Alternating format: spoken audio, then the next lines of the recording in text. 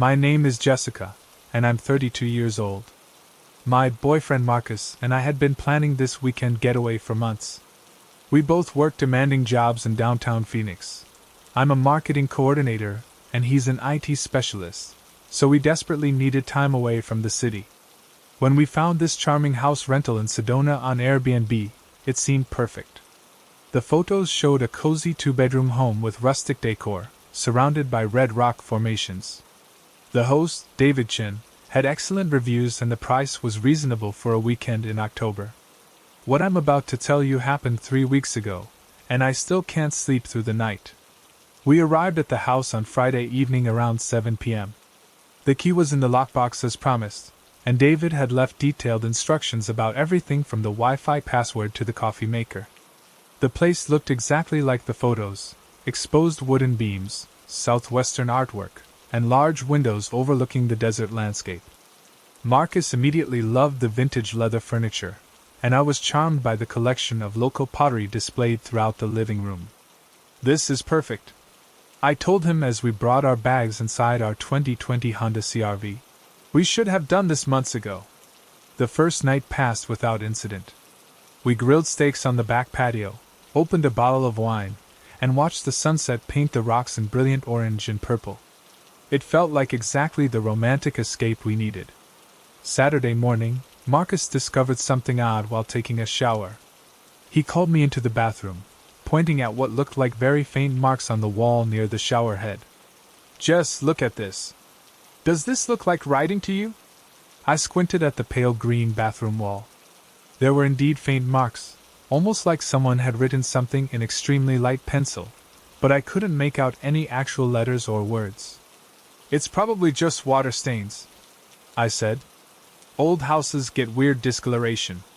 Marcus shrugged and finished his shower, but I noticed him glancing back at the wall several times. That afternoon, while Marcus was outside reading on the patio, I decided to do some light cleaning in the kitchen. As I wiped down the counters, I noticed similar faint markings on the wall behind the stove. These were more distinct, definitely intentional marks rather than random stains. They formed what looked like letters, but so faint I couldn't read them. Curiosity got the better of me. I called Marcus inside. "Look at this," I said, pointing to the kitchen wall. "These are definitely not water stains." Marcus examined the marks closely. "You're right. It almost looks like someone wrote something and then tried to erase it, but didn't quite get it all off." We spent the next hour walking through the house more carefully. In the master bedroom, we found similar faint markings on the wall behind the headboard. In the living room, there were traces of what might have been writing near the bookshelf. Every room seemed to have these mysterious, barely visible marks. "This is getting weird," Marcus said. "Should we contact the host?" Before I could answer, I remembered something from my college art classes. "Wait," I said. "What if this isn't regular ink or pencil? What if it's invisible ink?" Marcus raised an eyebrow. "Like spy movie invisible ink?" "Not exactly. But there are inks that are only visible under certain conditions. UV light, for instance." We looked at each other, both thinking the same thing. Marcus pulled out his phone and activated the flashlight's UV setting, a feature he'd shown me before when checking for pet stains in our apartment. "Let's try the bathroom first," he said. We walked back to the guest bathroom where this all started. Marcus held his phone's UV light up to the wall near the shower, and immediately, clear writing appeared. "They watch through the mirrors at night." I felt my stomach drop. The letters were stark and bold under the UV light, written in what appeared to be fluorescent ink. We stared at the message in stunned silence. "What the hell?" Marcus whispered. With shaking hands, I took the phone from him and moved the UV light around the bathroom. More messages appeared. "Don't trust David. Check the bedroom closet. Call police if you find this." My heart was racing now. We rushed to the kitchen, where the UV light revealed an entire paragraph written in the same fluorescent ink. "If you're reading this, you're in danger. David Chin is not who he claims to be. His real name is Daniel Curtis. Google him. The cameras are hidden behind the mirrors and inside the light fixtures. He records everything. I managed to hide these messages before I escaped, but barely. Get out now. The message was signed. MR, September 2024. Just 1 month ago. Marcus immediately pulled out his laptop and started searching for Daniel Curtis. What we found made my blood run cold. Daniel Curtis was a convicted felon with charges including voyeurism, harassment, and operating illegal surveillance equipment. His photo was unmistakably the same man whose profile photo appeared on the Airbnb listing as David Chen. We need to leave, I said, my voice barely above a whisper. Wait, Marcus said, still reading. Look at this. He was released from prison 18 months ago. And look at these addresses associated with him. One of the addresses listed was the exact street we were staying on in Sedona. With the UV light, we began a systematic search of every room. The messages were everywhere, written by what appeared to be multiple people over several months. In the master bedroom we found. He drugs the wine. Don't drink anything he provides. KL August 2024 inch. In the living room. Camera behind the mirror above fireplace. Also check the smoke detectors. TS July 2024 inch. The most disturbing message was in the bedroom closet, exactly where the first note had directed us to look. Sarah Martinez, 28, Phoenix. If something happens to me, I was here September 15th to 17th, 2024. License plate 8GH4521. Tell my family I love them. SM. That was less than 3 weeks ago. Marcus was already on his phone with 911 while I took photos of every message with the UV light. The dispatcher took our report seriously, especially when Marcus mentioned Daniel Curtis's criminal history and the recent messages we'd found. Officers are en route, the dispatcher told us. For your safety, we recommend you leave the property immediately and wait for police in a public location. We threw our belongings into our bags as quickly as possible.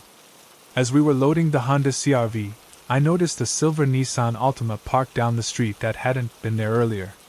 Behind the wheel sat a man who looked remarkably like the photos we'd seen of Daniel Curtis. Marcus, I said quietly, nodding toward the car. He followed my gaze and immediately started our engine. We're leaving. Now.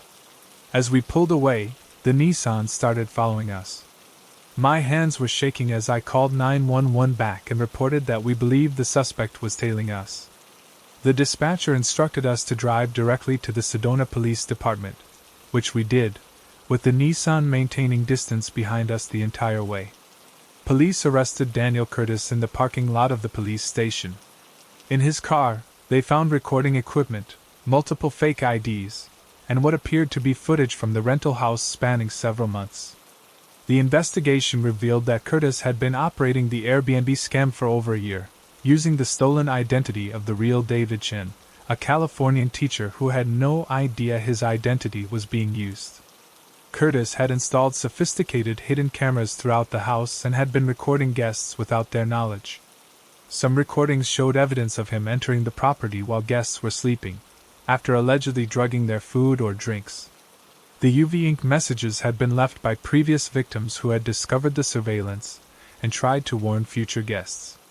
The police were able to track down several of these individuals, including Sarah Martinez, who had reported suspicious activity to local authorities but hadn't been taken seriously at the time. Marcus and I spent the rest of that weekend at a legitimate hotel in Flagstaff, helping police with their investigation. We learned that Curtis faced charges including fraud, identity theft, illegal surveillance, breaking and entering, and drug-related offenses. The evidence from our discovery led to additional charges related to other victims. What haunts me most is realizing how close we came to becoming victims ourselves.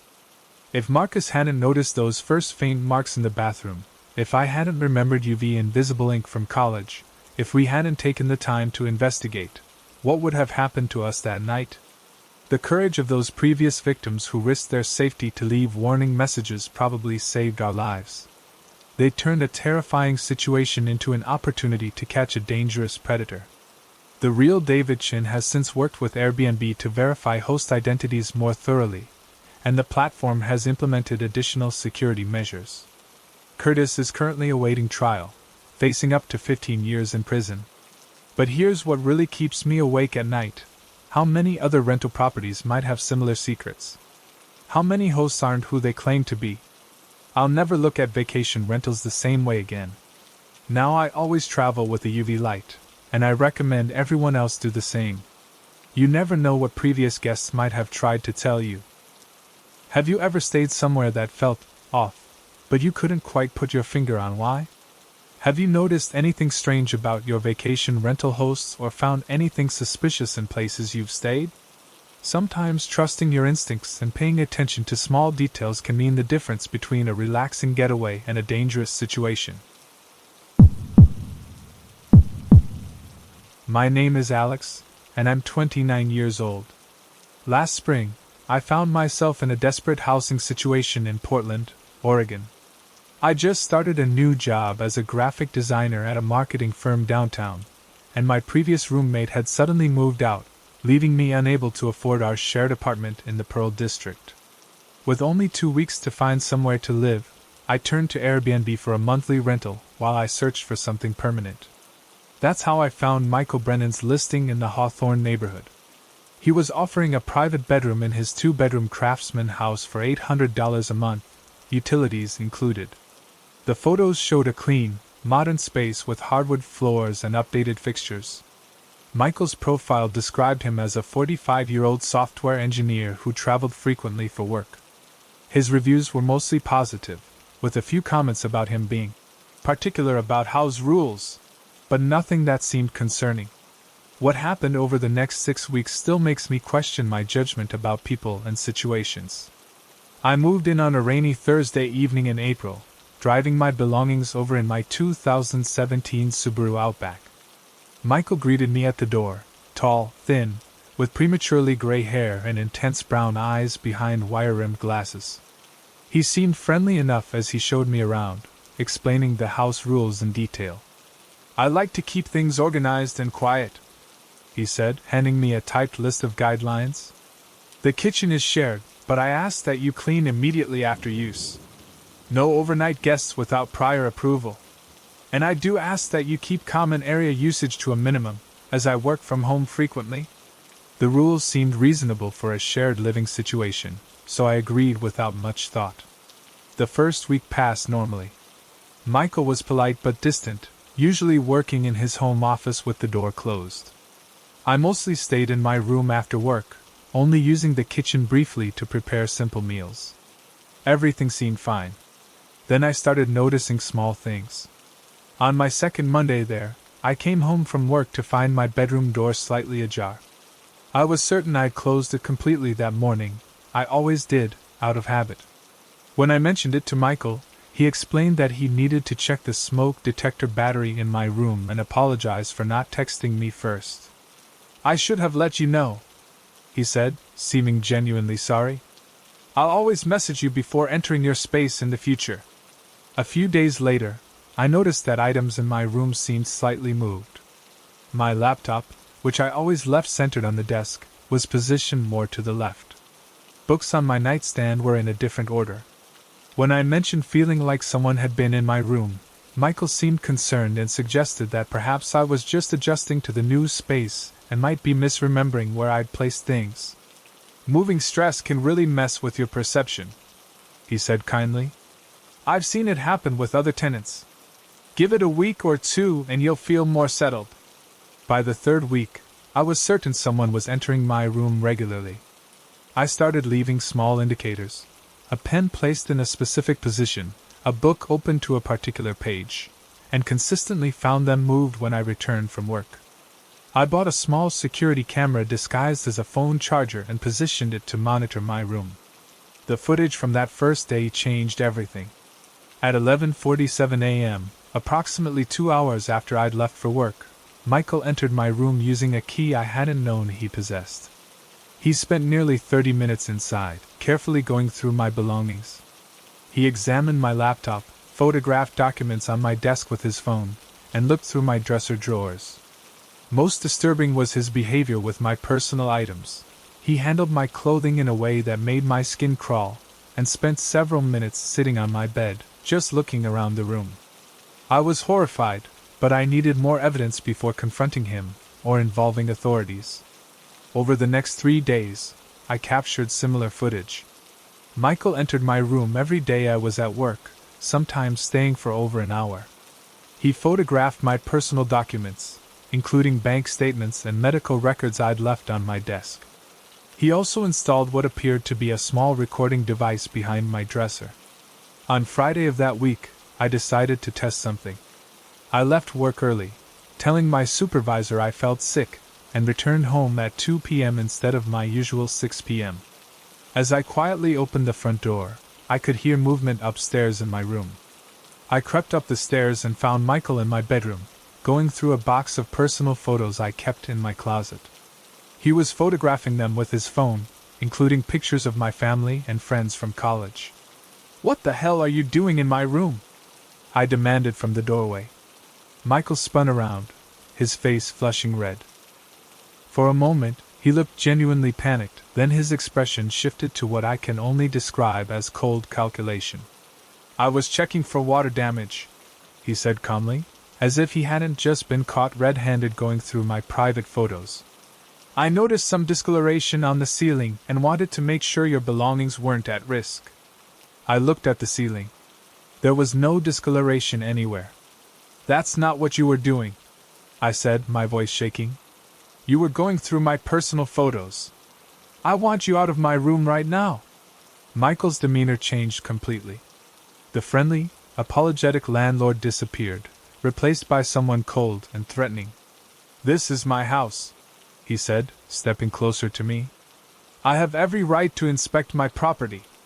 If you're not comfortable with that, you're welcome to find somewhere else to live." I backed toward the stairs, suddenly aware of how isolated I was. Michael followed me, and I realized he was positioning himself between me and the front door. "I think there's been a misunderstanding," I said, trying to keep my voice calm. "I just need some privacy in the space I'm renting." "Privacy is earned," Michael replied, his voice taking on a strange, almost sing-song quality. "Tenants who have nothing to hide don't mind reasonable inspections." "What are you trying to hide from me, Alex?" The way he said my name made my stomach turn. I managed to get past him and downstairs, grabbing my keys and wallet. "I need to run some errands," I said, heading for the door. "We can discuss this later." As I reached for the door handle, Michael's hand slammed against the door above my head, holding it closed. "I don't think you should leave right now," he said quietly. "You seem upset. Maybe you should go to your room and calm down." I turned to face him, my heart pounding. His eyes had an intensity that genuinely frightened me. "Michael, I'm going to leave now," I said as firmly as I could manage. "Please move your hand." For a long moment, we stared at each other. Then, slowly, he lowered his hand and stepped back, but his expression never changed. "Of course," he said, his voice returning to its normal, friendly tone. "I'm sorry if I came across as confrontational. We'll talk when you get back." I left immediately, driving my Subaru to a coffee shop in downtown Portland where I could think clearly. I called my sister in Seattle and explained what had happened. She insisted I contact the police, but I wasn't sure what laws had actually been broken. Michael owned the house, and I was just a month-to-month tenant. Instead, I called a lawyer friend who specialized in tenant rights. She explained that while landlords had rights to enter rental properties, they were required to give reasonable notice except in emergencies, and going through personal belongings definitely crossed legal boundaries. "Document everything," she advised. "Get copies of the camera footage, and start looking for a new place immediately. Don't confront him directly again. If he's as controlling as you described, he could escalate." That evening, I returned to the house determined to pack my essential belongings and leave. Michael was waiting in the living room when I walked in. "Alex, I owe you an apology," he said, standing up from the couch. "I realize my behavior today was inappropriate. I've been under a lot of stress at work, and I think I overreacted to what I perceived as accusations." His tone was perfectly reasonable, almost charming. If I hadn't seen the footage of him going through my belongings, I might have believed him. "I appreciate the apology," I said carefully. "I think it would be best if I found somewhere else to live. I'll start looking for a new place tomorrow." Michael's expression darkened slightly. "That seems like an extreme reaction. Maybe we should sit down and establish some clearer boundaries. I'd hate for you to make a hasty decision based on a simple misunderstanding." "It's not a misunderstanding," I said, heading toward the stairs. "I need to make some phone calls." As I reached the top of the stairs, I heard Michael pick up his phone and dial a number. "Hey, it's me," he said in a low voice. "The current tenant is being difficult." "Yeah, same issues as before. I might need to accelerate the timeline." I froze on the stairs. Same issues as before? What had happened to previous tenants? I quietly entered my room and immediately began packing essential items into a duffel bag. As I was gathering my laptop and important documents, I heard footsteps in the hallway outside my door. They stopped directly outside my room and stayed there. I could see Michael's shadow under the door gap. He was just standing there, listening. After about 10 minutes, I heard him walk away, but then I heard what sounded like drilling coming from somewhere in the house. It lasted about 20 minutes, then stopped. Around midnight, I heard my doorknob turn slowly. I had pushed my dresser against the door earlier, so it only opened a few inches before hitting the obstruction. "Alex?" Michael called softly through the gap. "Are you awake? I thought I heard something and wanted to make sure you were okay." I pretended to be asleep, but I could see his phone's flashlight beam moving around what little he could see of my room through the crack in the door. He stood there for at least 5 minutes before finally leaving. I didn't sleep that night. Early the next morning, while I heard Michael in the shower, I quickly gathered the rest of my belongings and loaded them into my car. I left $800 cash on the kitchen counter with a note explaining I was leaving immediately and providing my forwarding address for the security deposit. As I was loading the last box, Michael appeared at the front door in his bathrobe, his hair still wet from the shower. "Leaving so soon?" he asked, but his tone wasn't surprised. He seemed almost amused. "I found a place that better suits my needs," I said, not looking directly at him. "That's unfortunate," Michael said. "I was hoping we could work things out. Previous tenants have usually been much more accommodating." The way he said accommodating made my skin crawl. I got in my car without responding and drove away, watching in my rearview mirror as Michael stood in the doorway, watching me leave. Later that day, I filed a police report about the unauthorized entry and photographing of my personal documents. The officer who took my statement said they'd had previous complaints about Michael Brennan, but nothing had resulted in charges. "Between you and me," the officer said, "you're the third person to report similar behavior this year. We're building a case, but it takes time."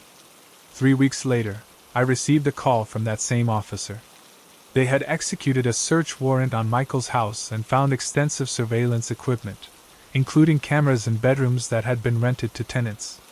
They also found hundreds of photos and videos of previous tenants, dating back over 2 years. Michael Brennan was arrested and charged with voyeurism, harassment, and violating tenant privacy rights. During the investigation, 5 other former tenants came forward with similar stories. Some had been too intimidated to report his behavior, while others had been convinced that his actions were somehow legal.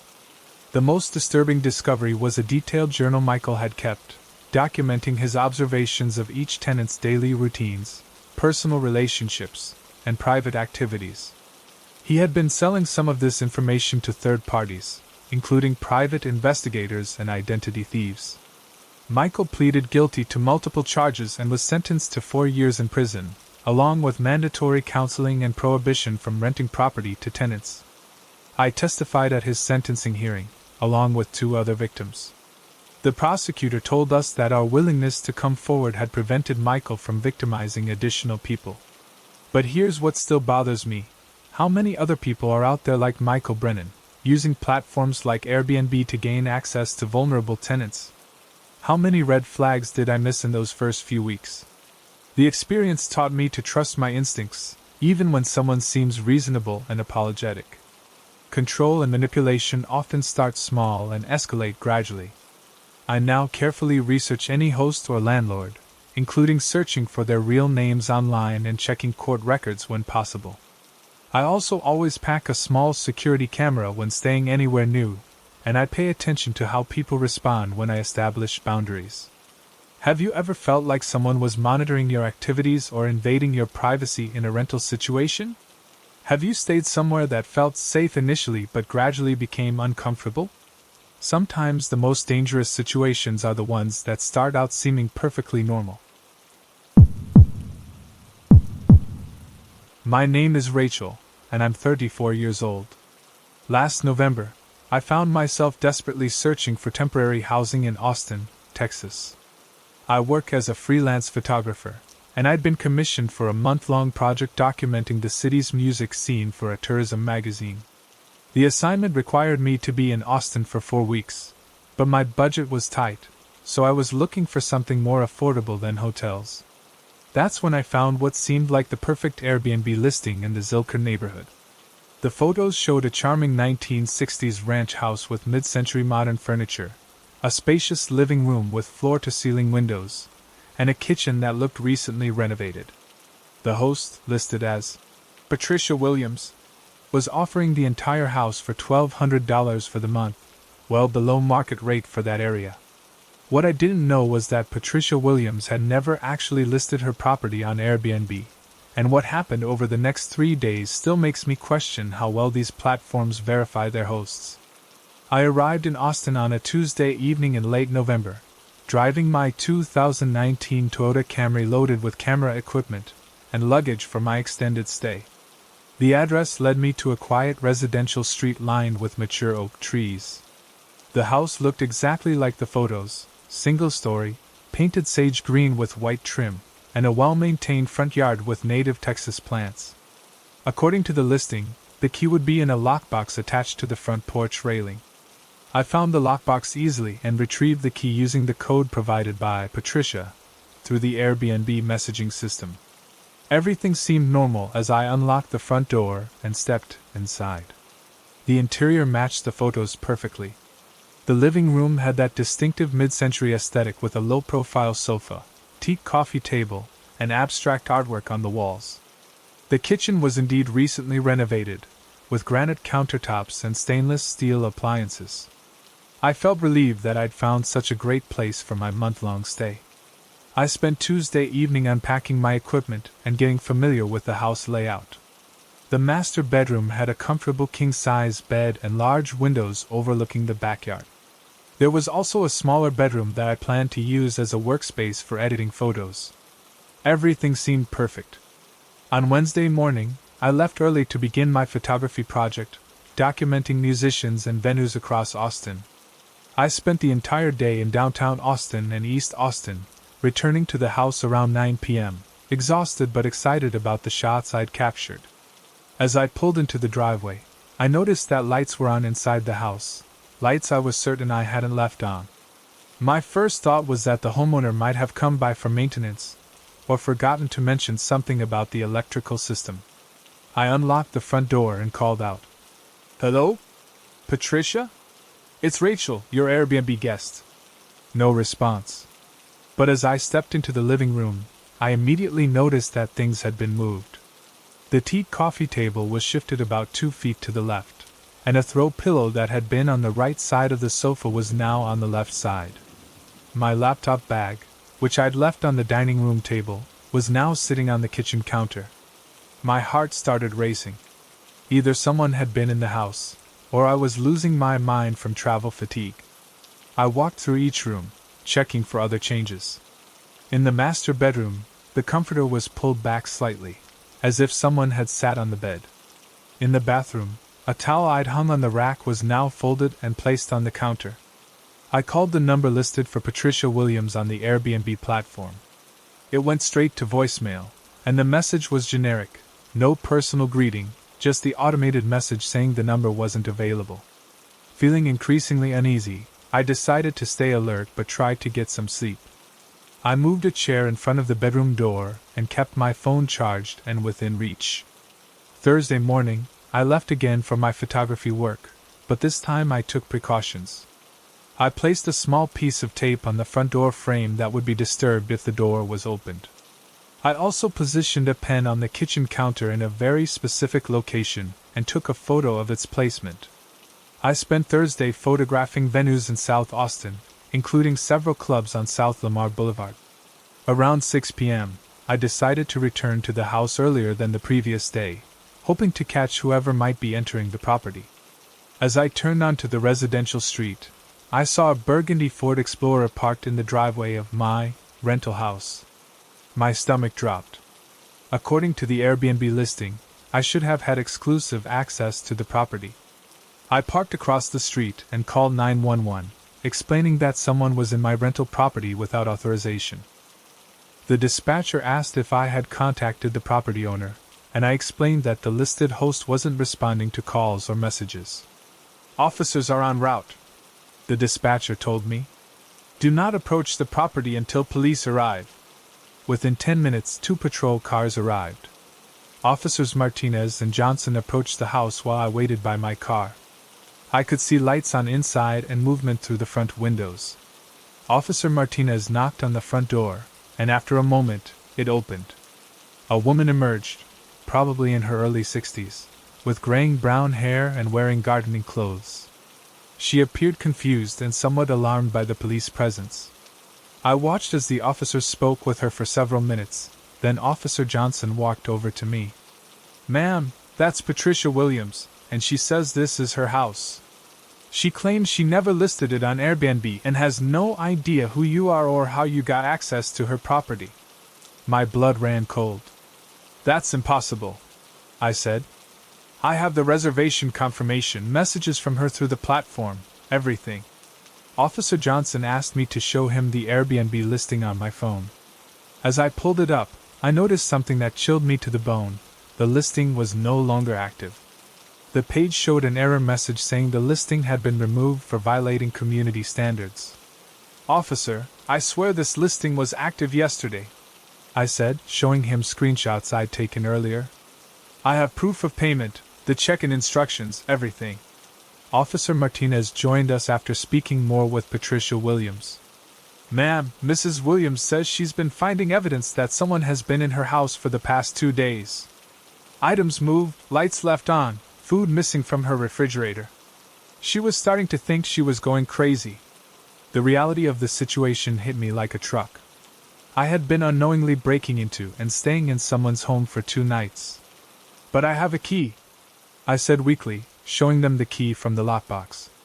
And the lockbox was already there. Officer Martinez examined the key and lockbox.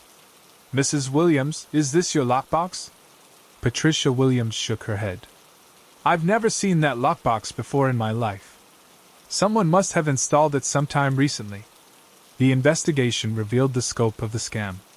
Someone had been monitoring Patricia Williams's house, determining when she was away, and had created a fake Airbnb listing using photos they'd taken of her property. They had installed the lockbox and somehow obtained or made a copy of her house key. The scammer had been timing the rentals for when Patricia was out of town visiting her daughter in San Antonio, which she did regularly on weekends. They had probably expected me to only stay for a weekend, but my month-long booking had overlapped with her return. Detective Sarah Brooks, who specialized in online fraud, explained how the scam worked when she interviewed me the next day. "This is becoming increasingly common," she said. "Scammers find properties where the owners travel frequently, take professional quality photos when the residents are away, and create fake listings. They pocket the rental money and disappear." The fake Patricia Williams account had been created just 6 weeks earlier, with stolen photos and fabricated reviews. The scammer had used a burner phone number and received payments through fake accounts that would be difficult to trace. "The real victim here is you and Mrs. Williams," Detective Brooks told me. "You paid good money for what you thought was a legitimate rental, and Mrs. Williams has been terrified that someone was stalking her." Patricia Williams, despite being understandably shaken by the experience, was remarkably kind when we met properly the next day. She invited me for coffee and explained that she'd been finding small signs of someone being in her house for weeks but had convinced herself she was imagining things. "I thought I was developing dementia," she told me. "My coffee cups were in different cabinets, my mail was shuffled, my bed seemed slept in when I returned from trips. I was seriously considering seeing a doctor about memory problems." The investigation continued for several weeks. Police discovered that at least 4 other properties in Austin had been targeted by the same scammer, with fake listings created for homes whose owners traveled regularly. Other victims had been placed in similar situations, unknowingly trespassing while believing they had legitimate reservations. Airbnb cooperated with the investigation and refunded my payment, but they explained that the scammer had used sophisticated methods to bypass their verification systems. The platform has since implemented additional security measures, including requiring hosts to verify property ownership. The scammer was never caught. Detective Brooks explained that these types of crimes are difficult to prosecute because the perpetrators often operate across state lines and use untraceable payment methods. What haunts me most is realizing how vulnerable both Patricia and I were during those 2 days. I was staying alone in an unfamiliar city, while she was dealing with the psychological stress of believing someone was stalking her or that she was losing her mental faculties. Patricia and I have stayed in touch since the incident. She's become an advocate for better platform security, speaking at community meetings about rental scams. I've completely changed how I book accommodations, always verifying property ownership through multiple sources. The experience taught me that sophisticated scammers can exploit any platform, no matter how established or trustworthy it appears.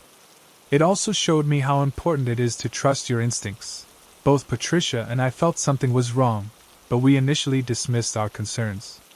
I now verify every rental through multiple channels, including contacting hosts through non-platform phone numbers and checking property records when possible.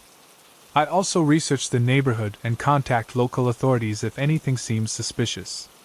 The scariest part is realizing how many other people might be in similar situations right now, unknowingly staying in properties they have no legal right to access, while homeowners wonder if they're being stalked or losing their minds. Have you ever stayed somewhere that didn't feel quite right, or noticed things that seemed off about your host or rental property? Have you ever felt like someone was in your home when you were away but convinced yourself you were imagining it? Sometimes the most dangerous situations are the ones where multiple people are being victimized without realizing it. My name is Lauren, and I'm 26 years old.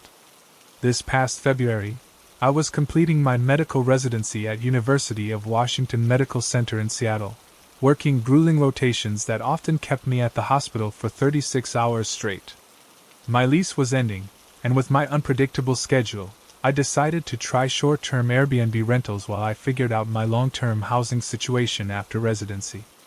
That's how I found what seemed like an incredible deal in the Capitol Hill neighborhood. The host, Robert Steinberg, was offering a fully furnished one-bedroom apartment for $900 a month, significantly below market rate for that trendy area. The photos showed a modern space with floor-to-ceiling windows, contemporary furniture, and what the listing described as artistic mirror installations throughout. What I discovered about those mirrors over the next 3 weeks has fundamentally changed how I think about privacy and the places we call home. I moved into the apartment on a cold Friday evening in February, exhausted after completing a particularly difficult rotation in the emergency department.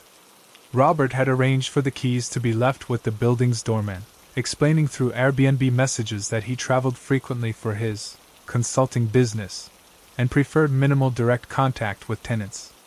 The apartment was on the 4th floor of a converted warehouse building, and it looked exactly like the photos. The living room featured exposed brick walls, polished concrete floors, and sleek modern furniture. But what immediately struck me were the mirrors. There were mirrors everywhere, not just functional bathroom mirrors, but large decorative mirrors in every room. The living room had 3 different mirrors of varying sizes mounted on different walls. The bedroom featured 2 full-length mirrors positioned at angles that seemed to reflect each other infinitely. Even the kitchen had a large mirror mounted above the breakfast bar. Interesting design choice, I muttered to myself as I wheeled my suitcase through the apartment. My first week passed without incident. My residency schedule was so demanding that I was barely home except to sleep and shower. The apartment served its purpose perfectly: clean, quiet, and conveniently located near the hospital. It was during my second week that I started noticing something odd about my reflection.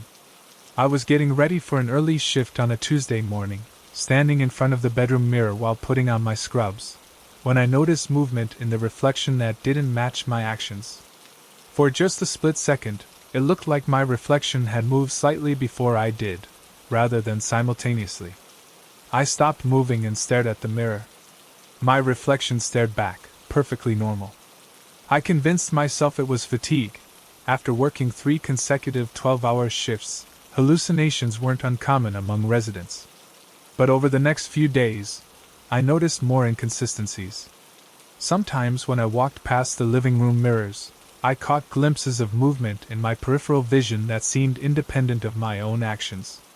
Once, while brushing my teeth, I could have sworn I saw someone else's eye looking back at me for just a moment before my own reflection returned.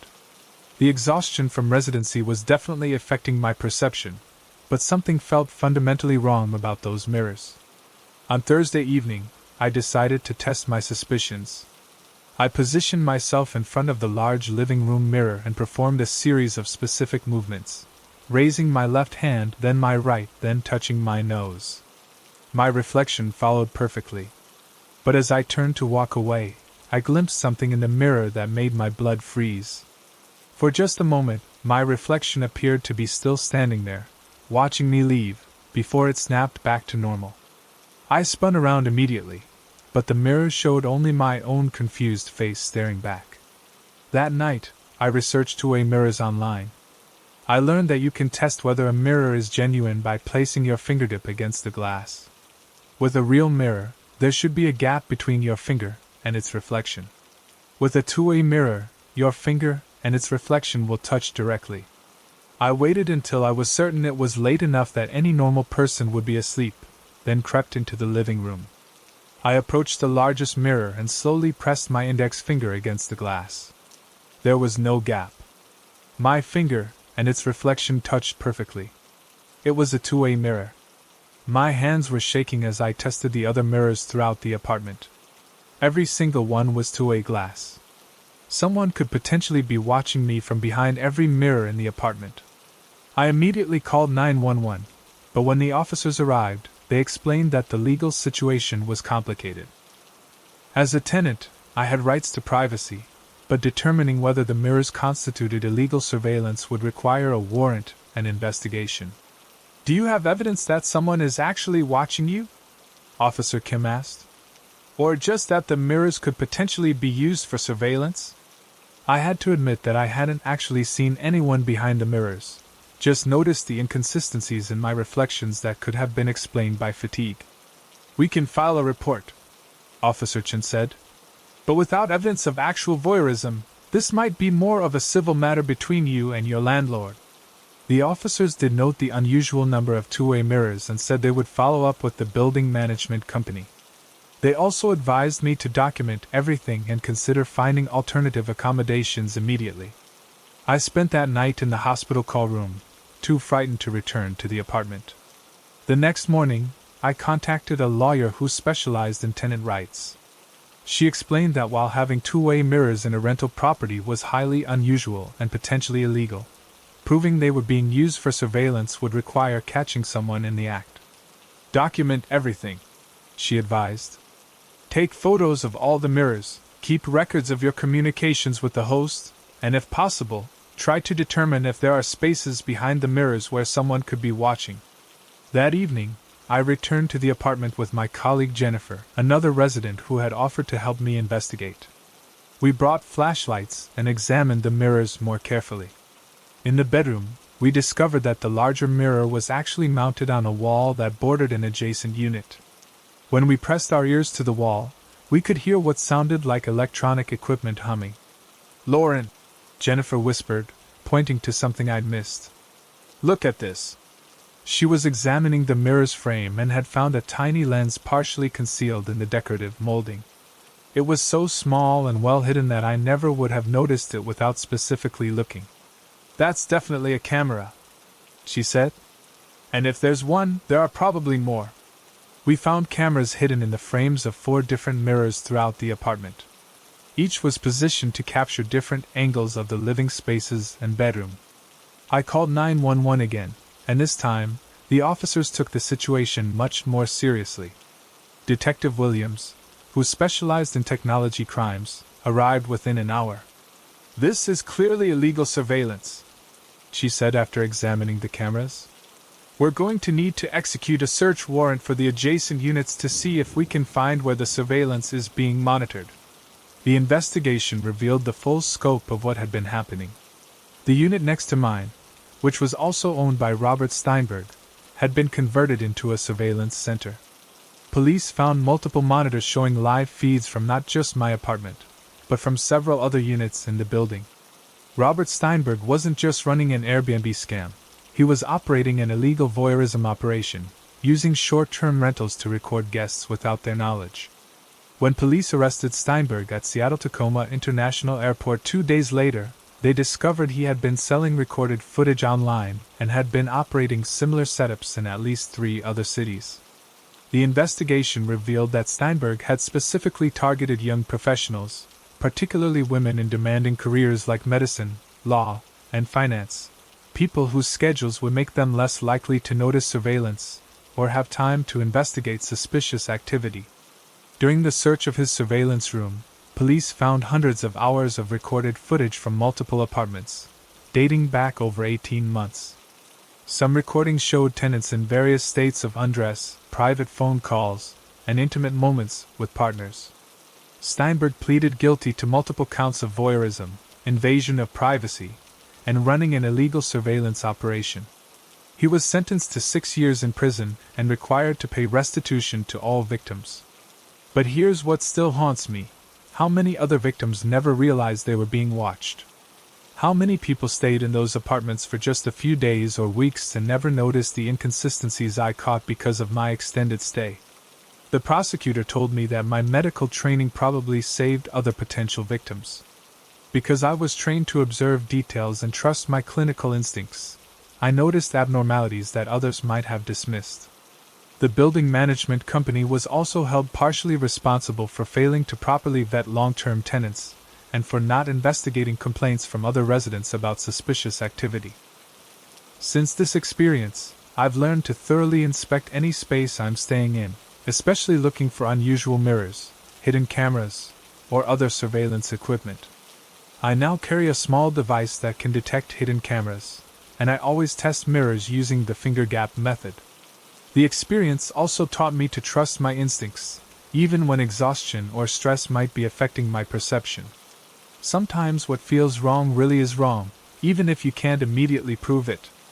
I've spoken to other medical residents about this incident, and several have shared similar stories of feeling watched or noticing unusual features in short-term rentals. The demanding nature of medical training makes us vulnerable to predators who count on us being too tired or busy to investigate suspicious situations.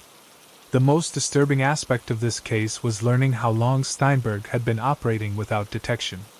He specifically targeted tenants whose schedules and lifestyles made them unlikely to spend enough time in the apartments to notice the surveillance. Have you ever felt like you were being watched in a place where you should have had complete privacy?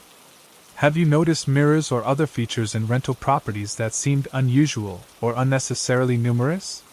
Sometimes our subconscious picks up on things our conscious mind dismisses, and trusting those instincts can prevent us from becoming victims of people who prey on our vulnerability.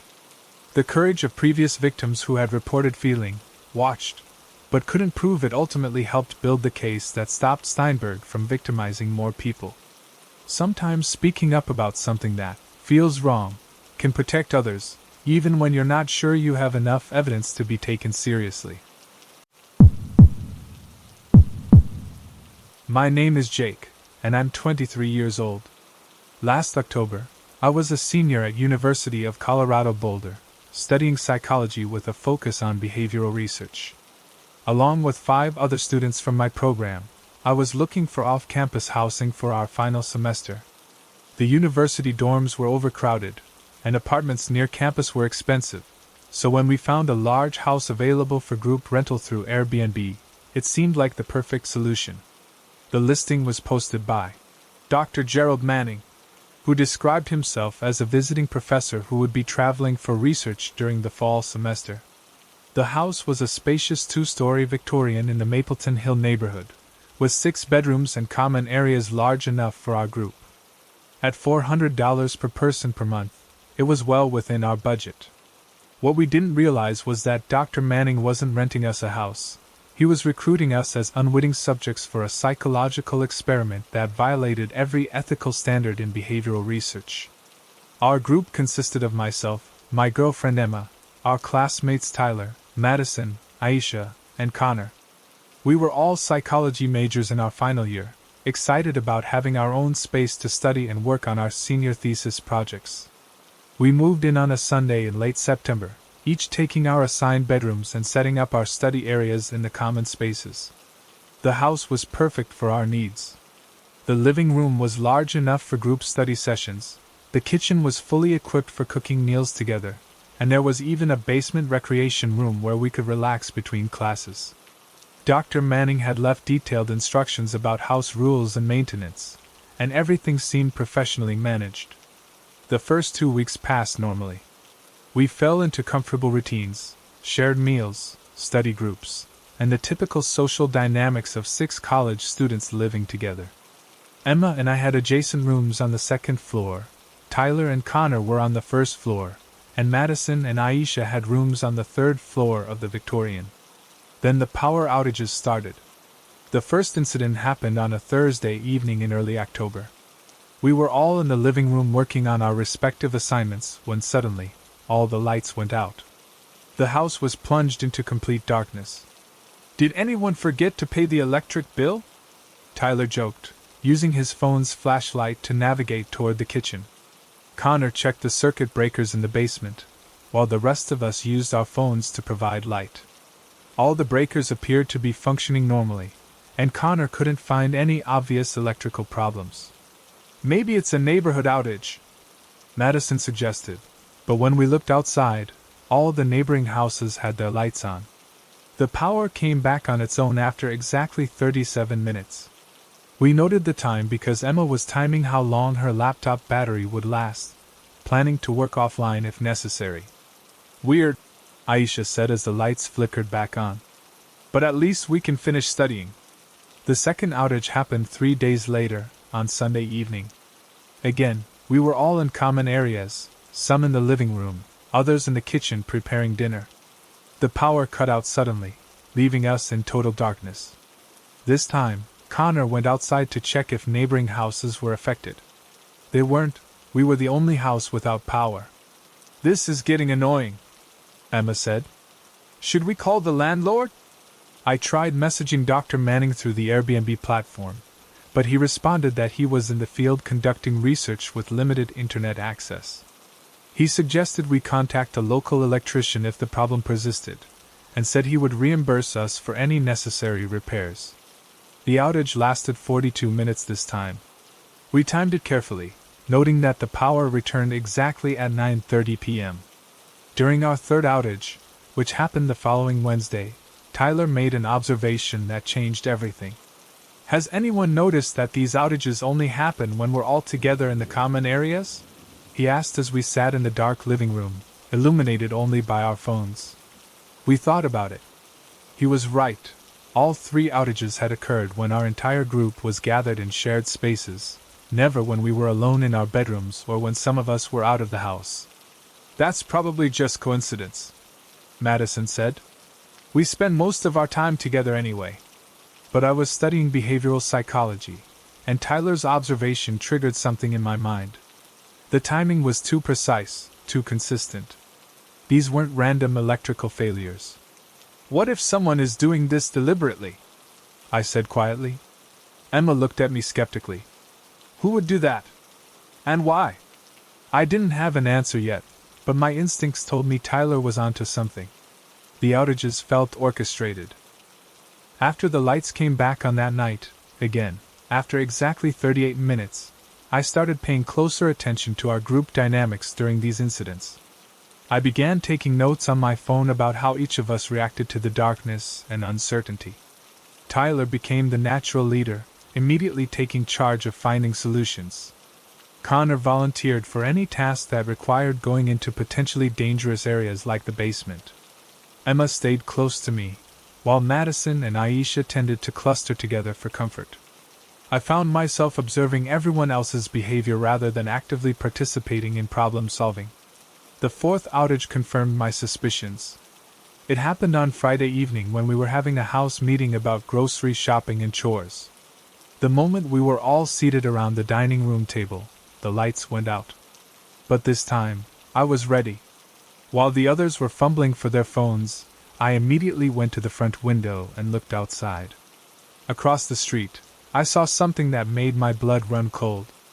In the second-floor window of the house directly across from us, I could see the faint glow of multiple electronic devices, computer monitors, cameras, and what looked like recording equipment. Someone was watching us from that window, and they had a clear view into our living room and dining room. "Guys," I whispered urgently, "we need to talk. But not here." I led the group upstairs to Connor's bedroom, which faced the backyard rather than the street. Using my phone's flashlight, I told them what I'd seen. "You think someone is watching us?" Aisha asked, her voice shaking. "I think someone has been orchestrating these outages to study our responses," I said. "Think about it, we're all psychology majors. We're studying group dynamics and stress responses. What if we're not the researchers? What if we're the subjects?" Emma pulled up Dr. Gerald Manning's profile on her laptop. "Look at this," she said. "His profile says he specializes in observational research in naturalistic settings and stress response in group environments." Tyler was already searching for Dr. Gerald Manning online. What he found was disturbing. "There are research papers published by a Gerald Manning about covert observation of college students," Tyler read from his phone. "And look at this. He's been involved in several studies that were later criticized for ethical violations related to informed consent." We were all staring at each other in horror as the implications sank in. We weren't tenants. We were research subjects in an unauthorized psychological experiment. "We need to get out of here," Madison said. "Right now." But Connor was looking out the bedroom window toward the backyard. "Guys," he said quietly, "there are cameras. I can see them now that I know what to look for. There's one mounted under the eaves pointing at the back patio, and another one disguised as a birdhouse in that oak tree." We were being recorded constantly, not just during the power outages. I called 911 immediately, explaining that we believed we were being subjected to unauthorized surveillance and psychological manipulation. The dispatcher took our report seriously, especially when I mentioned the academic research angle and potential ethics violations. Officers arrived within 20 minutes, along with Detective Sarah Chin, who specialized in technology crimes. We showed her the surveillance equipment visible from the house across the street, and the cameras we'd identified in our backyard. "This is definitely illegal surveillance," Detective Chin said after examining the cameras with binoculars. "No one can record you without consent, regardless of any academic research claims." The investigation revealed the full scope of Dr. Gerald Manning's operation. The house across the street was his actual residence, converted into a surveillance center with multiple monitors and recording equipment. He had been documenting our every move for 6 weeks, with particular focus on our stress responses during the orchestrated power outages. Manning had been using a remote control system to cut power to our house from his surveillance station. He timed the outages to occur when we were all together, then recorded our individual and group responses to the artificial crisis situations. When police executed search warrants on both houses, they found detailed research notes about each of us, including psychological profiles he'd developed based on our behavior patterns. He had been tracking our sleep schedules, social interactions, eating habits, and stress responses with the intention of publishing academic papers about naturalistic observation of group dynamics under controlled stress conditions. Most disturbing was discovering that we weren't his first subjects. Police found similar documentation for 3 other groups of students who had rented the house over the previous 2 years. Manning had been running this illegal research operation continuously, targeting psychology students specifically because their academic schedules and housing needs made them ideal subjects. Dr. Gerald Manning was arrested and charged with multiple counts of illegal surveillance, violation of research ethics, fraud, and harassment. The university where he'd been employed as an adjunct professor immediately terminated his position and launched their own investigation into his research practices. During his trial, Manning's defense team argued that his research was academically valuable and that he'd planned to eventually seek retroactive consent from subjects. The judge rejected this argument completely, stating that informed consent cannot be obtained retroactively and that Manning's methods violated basic human rights to privacy. Manning was sentenced to 4 years in prison and permanently banned from conducting any form of human subjects research. He was also required to pay damages to all the students who had been subjected to his unauthorized experiments. The case led to significant changes in how universities monitor faculty research and how platforms like Airbnb verify the legitimacy of hosts who claim academic affiliations. But here's what still bothers me: how many other students have been subjected to similar unauthorized research? How many people renting rooms or houses might actually be unwitting participants in psychological experiments? The experience taught us to trust our instincts when patterns seem too deliberate to be coincidental. Tyler's observation about the timing of the outages was the key that unraveled the entire scheme. It also highlighted how vulnerable students can be to exploitation, especially when housing options are limited and we're desperate for affordable accommodations. The psychology department at our university now includes a mandatory course on research ethics that uses our case as an example of how legitimate research methods can be corrupted when researchers prioritize their academic goals over the rights and welfare of their subjects. What's most disturbing is realizing how Manning specifically targeted psychology students, knowing that our academic training might make us less likely to question research-like behavior, and more likely to rationalize unusual situations as potential learning experiences. We completed our degrees that spring, but the experience fundamentally changed how we think about consent, privacy, and the ethical boundaries of research. None of us went into academic research. The violation of trust was too profound. Have you ever felt like your reactions to stressful situations were being observed or documented by someone else? Have you noticed patterns in problems or crises that seem too convenient or well-timed to be coincidental? Sometimes what feels like bad luck or technical difficulties might actually be deliberate manipulation by people who see us as subjects rather than human beings deserving of dignity and respect. Thanks so much for watching. I can't express enough how much your support means. The likes, the comments, it all really helps the channel grow. If you enjoyed the video, make sure to hit that like button and share your thoughts in the comments below.